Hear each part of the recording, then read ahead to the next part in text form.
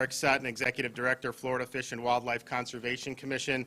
I think he may have changed his residence to Pinellas County by now. Gil McCrae, Director, Fish and Wildlife Research Institute, and Sean Hamilton, also been down here a lot as our interim DEP Secretary.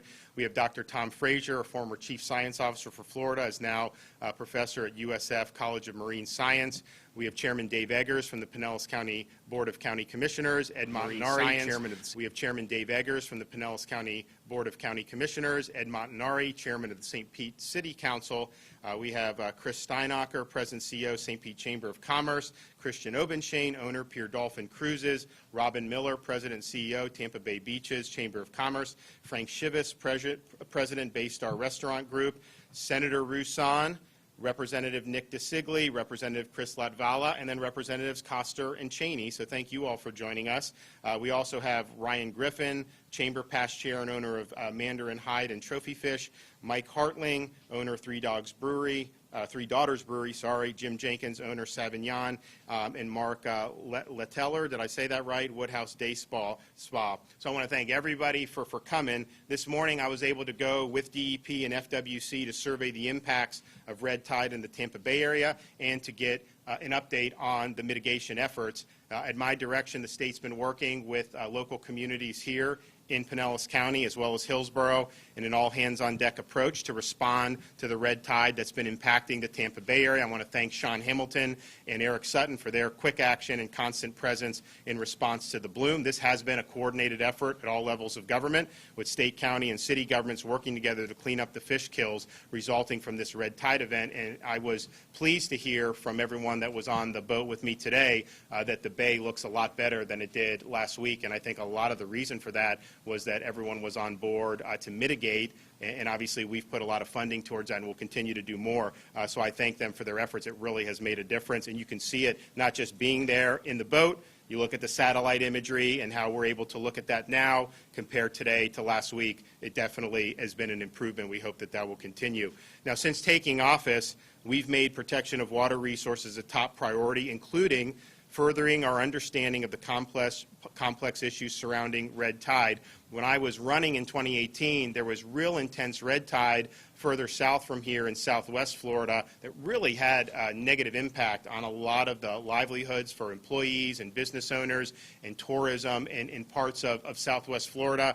And so we came into office and we said, okay, we understand this is a difficult issue, but we want to put a lot of resources and expertise to bear to be able to provide ability to mitigate. We reactivated the red dormant for 15 years to research, monitor, and control and mitigate red tide and other harmful algal blooms in Florida's water. We also recommended the creation of the Center for Red Tide within FWC's Fish and Wildlife Research Institute, which has received $4.8 million each year since 2009 to detect, track, and mitigate red tide. Also signed legislation which established the Red Tide Mitigation and Technology Development Initiative, which is a partnership between FWC's Fish and Wildlife Research Institute and Mote Marine Laboratory to develop technologies and approaches to control and mitigate red tide and its impacts. We funded the partnership for a total of $18 million over a 6-year period. But also, equally as important, we developed a dedicated funding source in the annual budget to respond to red tide events, to respond to blue-green algae and other significant impacts, just like the one that we've been experiencing now. Before I took office, there was no dedicated source of funding in the annual budget to respond to red tide. That meant in order for the state to provide resources to assist in cleanup efforts, the state would have to actually declare a state of emergency and then grab unallocated general revenue.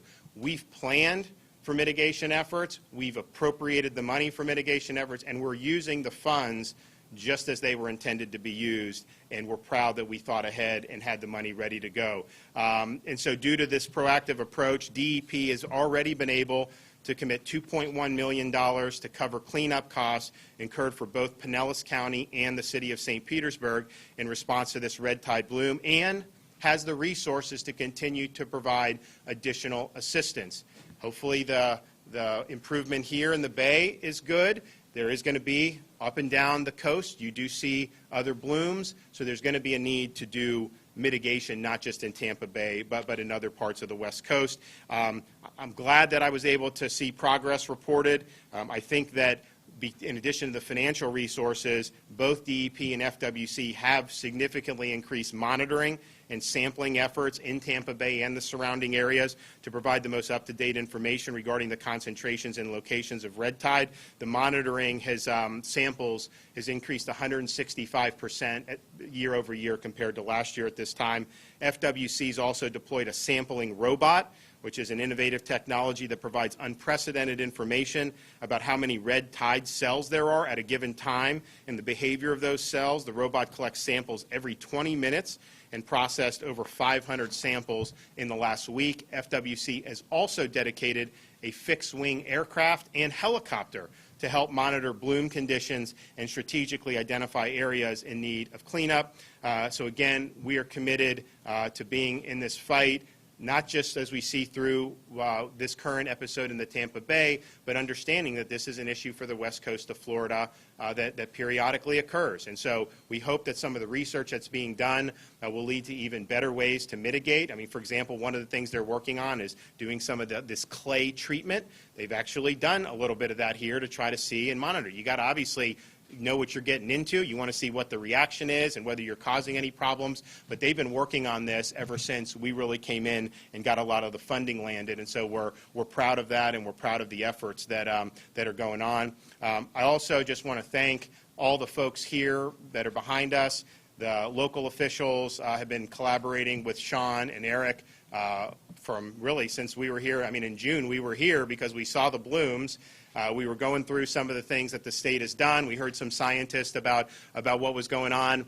If you looked at the map then and leading up until Elsa, clearly Elsa pushed more of the blooms into Tampa Bay and led to some really intense events.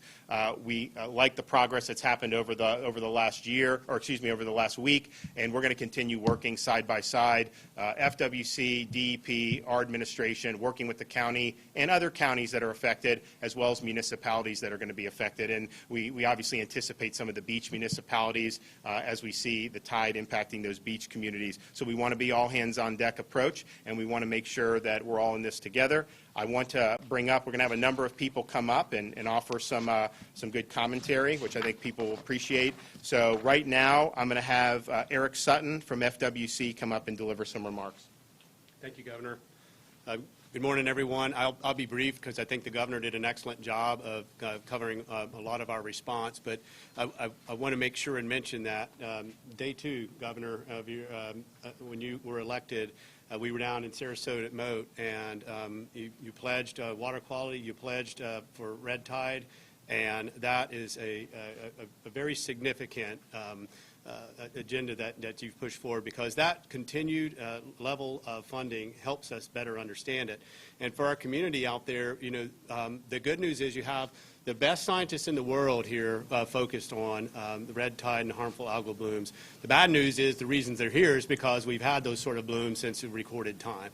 So that consistent funding is really important. So thank you, Governor, for that. And I want to thank all of our partners that we've been working with. And as the Governor said, I'm going to be here till this event is done and available, because there's so many people that want to help. The most important thing is that we're communicating. And all these folks, if you don't have my number, you will. If you need me, we'll be there. And Sean and I are lockstep in making sure we're here for the community, because this community matters. To me, it matters to Sean, it matters to all of us. So I'm pleased to be down here to help wherever I can. And again, thank you, Governor. Great. All right, Sean Hamilton, Department of Environmental Protection. Thank you, Governor. You know, similar to Eric, the Governor did a great job of covering a lot of the specific response activities, but I do want to make it a point to Eric. Eric's been here day one, I've been here day one, so much so that Eric and I are starting to share a lot of the same commonalities, right? Well, in a good way, right? We are going to make sure that we are readily accessible to whatever level of government that needs support, right? This is a challenging issue when it starts to jump various boundaries and regions and et cetera. But the point is coordination and communication, right? And so we've been trying to facilitate those, you know, those opportunities for coordination between the various governments. And I think that's an important point. The financial side, like the governor said, we've got the vehicles in place and we will continue to support that. But I think it's important, like I said, the coordination between the municipalities and the counties, they're critical because there's only a finite amount of assets here in the region to respond. So we need the right assets at the right place at the right time. And all of the research and forecasting that's coming from FWC has been critical in that effort. And so again, just look forward to making sure that we see this all the way through. And we'll continue to work with our partners to make sure they know that they have our full commitment. Thank you, Governor. Okay. Ed? Thank you, Governor. And first of all, thank you for being here. And thank you for all the work that you and your staff have done to help us here in St. Petersburg. My family moved here in 1976. I've lived on the water since that time. I've never seen a red tide bloom like we've had here in Tampa Bay. And last week, it looked, the city of St. Petersburg was show center. And if you went out in a boat, Senator Rousseau and I, ride that we just went on today, I was out over the weekend. It really has dissipated and moved out of Tampa Bay. And I'm just so impressed the way that the local government, the county government, and the state government has worked together. Executive Director Sutton, Eric, thank you for your help. Secretary Hamilton, your help has been tremendous also.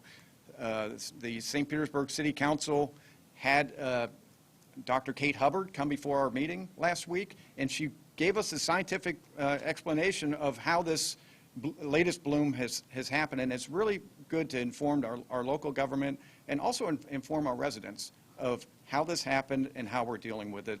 And I'm so pleased that everybody's working together to improve our environment here in Tampa Bay and the city of St. Petersburg. Thank you, Governor. Okay, thank you. Dave?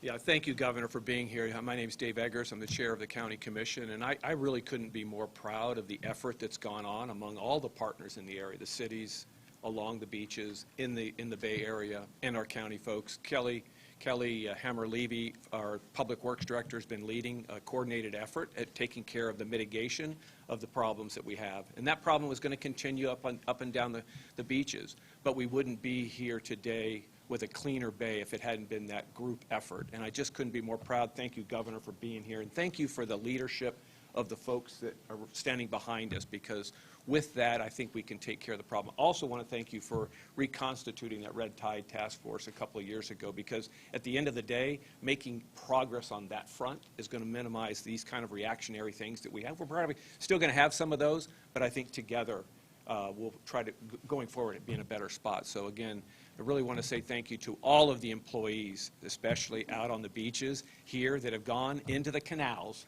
to do the real dirty work. And it's been tough, but it's gotten done, and it's much better today in the Bay. And we'll see how it gets out on the beaches. It's going to be up back and forth, but we're going to make a community effort to make sure that we mitigate the problems. Again, thank you. Appreciate your being here.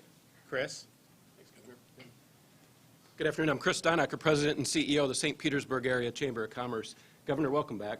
And thank you for the all-hands-on-deck approach to what you're working on. You know, if you just look around here, if there's going to be one place where we're going to have to solve a problem, it would be right here in this innovation district of St. Petersburg. Think about it. We have 1,900 people working in this profession that deal with the science. We've got them all working together. You've got them here working. Secretary Hamilton and Director Sutton, thank you all for the resources, the time and energy with our businesses. You're showing up and you're being part of what we need, which is just communication right now, and the resources, and they're both there for us. We're proud of what Tampa Bay has done with our estuary program.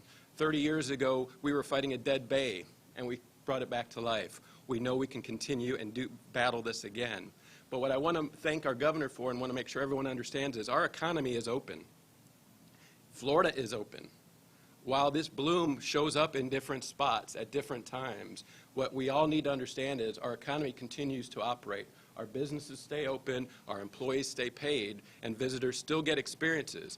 Visitors need to pay attention to where the blooms are and learn and call the chambers and other places to understand how best to have an experience. But St. Petersburg, Tampa Bay, and Florida is open, and we thank our governor for that. Thank you, sir. Thank you. All right. Christian Obenshane? Yes, sir. Okay. Thank you. Yep. So I'm a fourth-generation St. Pete native and a two-time business owner in the St. Pete Marina. First of all, I want to say thank you, because without you, I wouldn't be able to start a sightseeing tourism business during a worldwide pandemic and be successful. I'm running 7 days a week from about 11 a.m. to 7 p.m. sundown. And we've had some red tide in June, July, and then Elsa came. And then all of a sudden it was right there in front of us in the marina. And the day that it happened, the day when I went back down to the boat to check on the boat, there were already people working, scooping up hundreds and hundreds of pounds of dead fish. But again, we're not in a state of emergency. I'm running, we're seeing dolphins, we're seeing wildlife, and I'm giving memories to people that they can take home with them when they leave here on vacation. So I just want to say thank you very much for your quick response. You guys have been in contact with me since probably 2 days after Elsa came through. I don't know who to call in the governor's office, but people have called me and asked me how things are going, and I appreciate that. So thank you very much. Yep, thanks. Okay, Robin Miller. Good afternoon. I'm Robin Miller, and I'm the president and CEO for the Tampa Bay Beaches Chamber of Commerce. Yes, the beaches, and that is covering over 14 beach municipalities. I've actually been in this position for 14 years, and I can tell you over that 14 years, this is the best cohesive and joint effort I have ever seen in any kind of crisis that we've been in. And kudos to our county, our even smaller municipalities, and at the state level. One of the things that I always say when I speak to groups is that our elected officials have to remember who elects them and who they work for, right? They get a check, sometimes not so large, but today is a great example of your elected officials standing here behind us working on behalf of you. Our environment fuels our economy. Our economy is so dependent upon a great environment. This is the first time our state legislature has funded resiliency, funded water quality. I'm proud to be a Floridian. I thank each and every one of you for the hard work, and I know we're a team together, and we're going to pull through this as we do all the time. Thank you. Great, thanks. Frank? Hello, everyone. My name is Frank Chivas. I own commercial fishing boats. I also own a seafood business that supplies local restaurants throughout the Tampa Bay area, and I also own 13 seafood restaurants in the Tampa Bay area. I am here to echo what has been in recent papers and news about Florida's push for better response to the red tide issue. This is not a one-person problem, but it's all of Florida's problem. As we face 1,300 tons of dead marine life and debris, that's just alone in Tampa Bay. It is immensely impacting fisheries, tourism, public health. We need the state, the local officials, and the community to collaborate, to communicate, and to minimize the loss and issues that we are occurring due to red tide. And at this point, I want to thank the governor for everything you're doing. And I echo Robin's, I've never seen a better response to red tide than we've had here in the last couple months. We need to focus on projects that improve our infrastructure, because all through red tide occurs naturally. We are aiding it with runoff from sewage dumps, fertilized-laden lawns, and farms that are giving these blooms a healthy diet. As of right now, I think the most important thing, or the important action, is bringing more boats that can assist in cleaning up. We need to get rid of the dead fish, and they've done an outstanding job in Tampa Bay, and I'm sure there's some loose ends there, but this thing is moving into the beach, and it'll affect even worse. Madeira Beach is going through that. They need help in cleanup right now. I was there this morning and seen acres and acres of dead fish in the intercoastal. We have the sources right in front of us with a large commercial fishing industry right here in Tampa Bay. Many of these boats are docked currently and can be hired to aid in the cleanup, as well as continue to feed their own families. So I think we need to get more boats out there, get rid of the dead fish, get them to the dump, get them burned up. And, the main thing, like everyone has said here, is the key for everyone in this community is to work together so we can assist all in a positive, and I mean positive path forward that reduces the economic health, environment, and the impact associated with this red tide. And again, I want to thank everybody here, and this is what you call a team effort, is what's going on today. Thank you.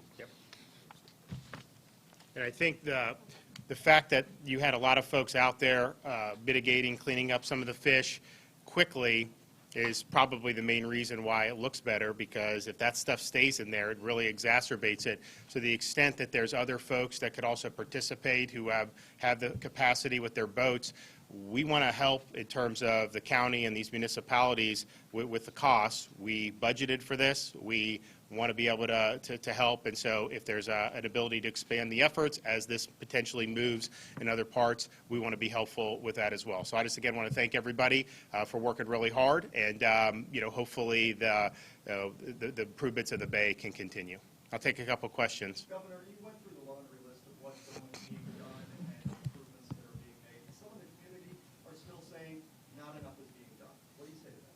Well, what we've said to the county and the locals, like, what more do you need? Tell us what you need, and we're happy to help with the resources that we have. Right now, the best thing is to get the cleanup quickly. That's what we've been told by every expert. But to the extent there's other things, let us know. We want to be helpful. FWC and DEP, they're all hands on deck. They want to do it. We've put an immense amount of resources.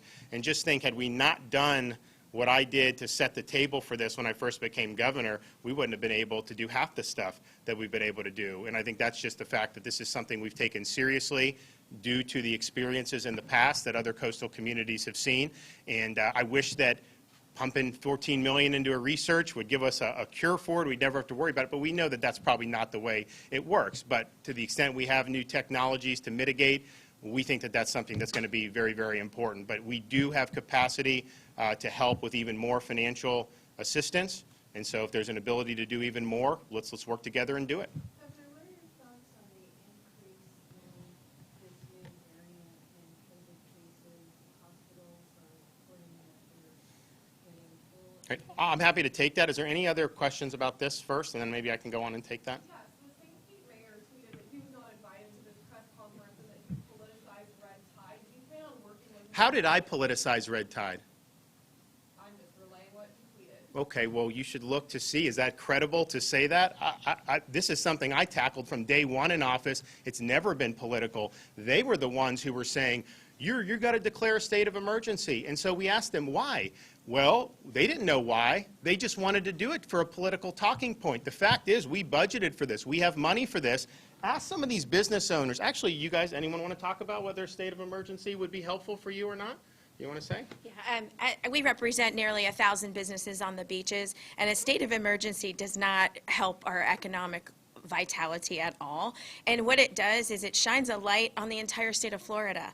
And so there could be ramifications outside of the Bay Area if there is a state of emergency issued. We've seen it in other crisis situations. So we are proud that we have someone protecting our economy and protecting our business community. And again, there is not a... I'd like to Oh, yeah, say go ahead. something. Yeah. Personally, I think the most important thing, if you want to stop all the social media stuff and everything, get the damn fish cleaned up. That's what needs to happen, and that's what they're doing. And there's plenty of other boats. Like I said, we have the largest commercial fishing industry in the state of Florida. Hire these guys, and let's get the fish cleaned up. They're going to be on the beach. They're going to be in other places, but let's get ahead of it. Thank you. And, you know, the thing is that would not allow us to do anything that we're not already doing. The only way that that would be helpful is if I had no money and I needed to access unallocated general revenue. We appropriated for this, not just red tide, but blue-green algae, because we knew that these were issues we had to tackle. So literally the only thing that would do is hurt some of these people, because it would send the message that somehow all of Florida has problems, when in fact, the economy's open here. People should be coming, and yes, check in with the Chamber of Commerce or the county about if there's blooms in an area. Absolutely, you should do that. But this place is open. They're doing well, and so it would have been very irresponsible to do that. That was made a political issue by them, not by me. We've answered every call with financial assistance, and we have millions and millions and millions of more dollars to be able to help, because we understood this is an important issue from day one of me being governor, and we planned appropriately. Yes, ma'am. Governor, Gary McMackin lives in a mobile home community that requires mandates of carport and shed.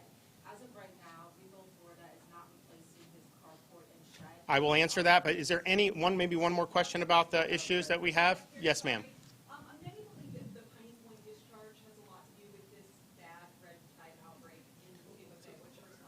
So I think the scientific consensus is clear. It didn't cause the red tide. The red tide was here. I think the biggest impact on Tampa Bay was Elsa, unfortunately. But here's the thing. We're mothballing Piney Point. As soon as Piney Point, I went to the legislature, we got $100 million. And so as we're doing all this research on red tide in the future, all these other things, we have in place the ability to put that out to pasture. And I think that'll be a good thing just in and of itself. And we're going to get that done. And that's been a problem for like 30 years. And people have said, hey, what are we going to do with it? Finally, we're able to get it done. Okay, now I'll take your question. Thank you. So Regal Florida, as of right now, is not replacing his carport and shed. He's 74. He's on a fixed income. He's worried that he might get evicted. Can you look into helping Gary and people like Gary in this situation? Yeah, so do you have the address and everything like that you could give, that I could give to the secretary? Yes. Okay. And this is mitigation from Irma? Yes, sir. Okay. Yep. We're happy to do it. Thank you. Yes. There was a report that Eric Sutton on a Zoom call with the Chamber of Commerce said we have to squash as much of the media attention on this as possible and get the message out there that we still don't know what causes red tide, that there are still plenty of pockets of clean water up and down the beach, and it is still totally safe for tourists to travel here in the summer so we don't lose their business. And some are saying that the mitigation efforts are more covering up the issue and trying to get a message out that everything's fine.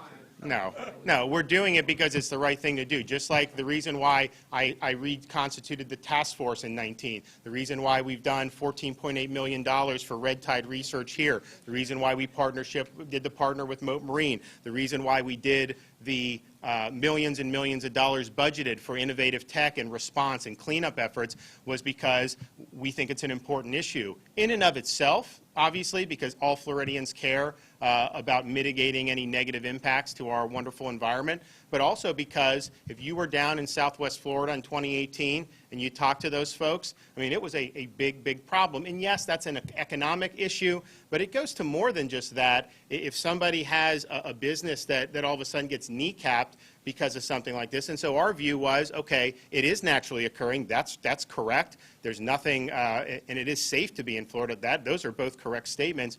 And it's going to, not like red tide just going to all of a sudden go away. It has affected this coast for over 100 years.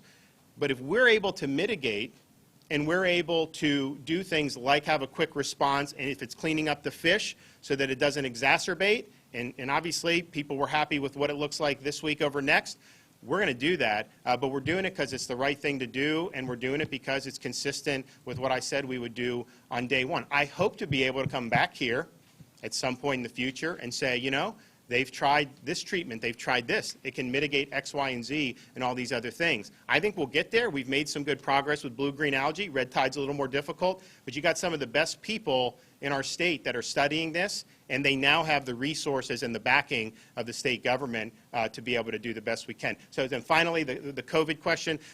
So here's, I think, the most important thing with the data. If you are vaccinated, fully vaccinated, the chance of you getting seriously ill or dying from COVID is effectively zero. If you look at the people that are being admitted to hospitals, over 95% of them are either not fully vaccinated or not vaccinated at all. And so these vaccines are saving lives. They are reducing mortality. Mortality in nursing homes since we rolled out the vaccines in December is down over 95% due to COVID. Mortality for elderly people since we rolled out the vaccines is down nearly 90%. And so we're proud in Florida that we put seniors first on that because they were the most vulnerable.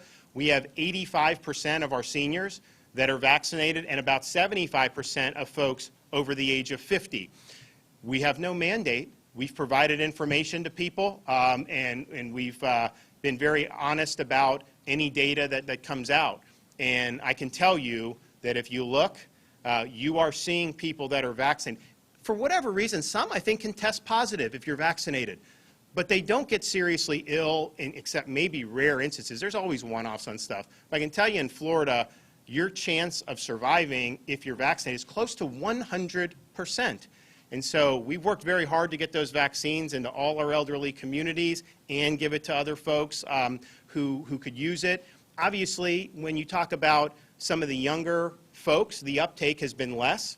I think that the distribution was very effective that we did, and I think we had a lot of good uptake on the Johnson & Johnson in March and into April.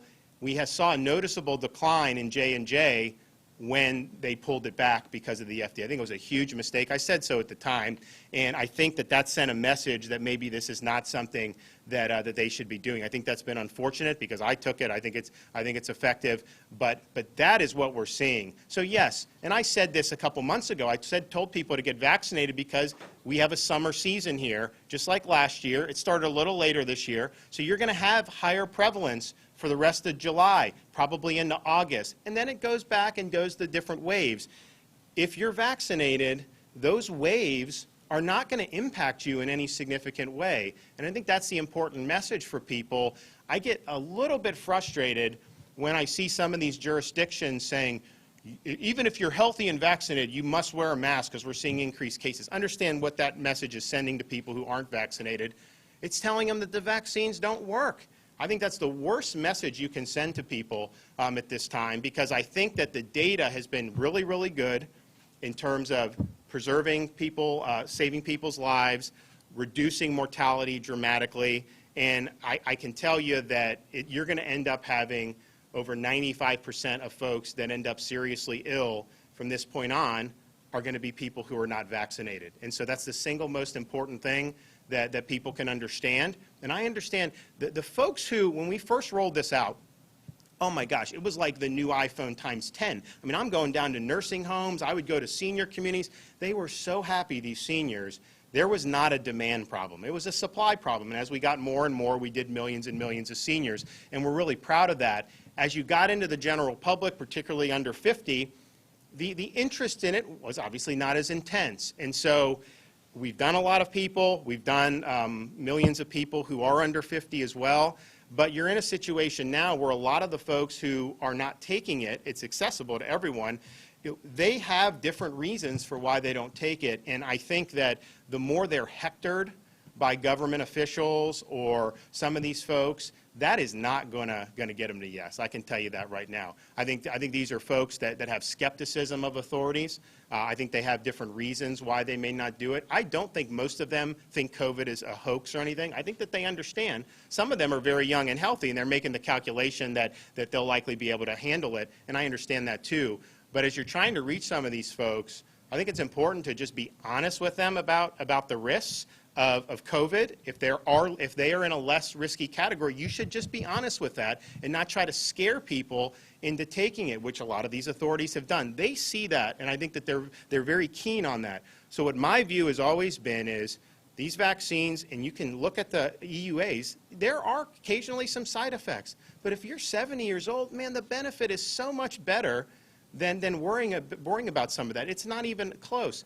You know, as you get talking about young kids, parents going to look at that and maybe make a little bit different calculation, and that is fine, but just understand where we're at, understand the benefits, particularly folks who may have health conditions or who are a little older.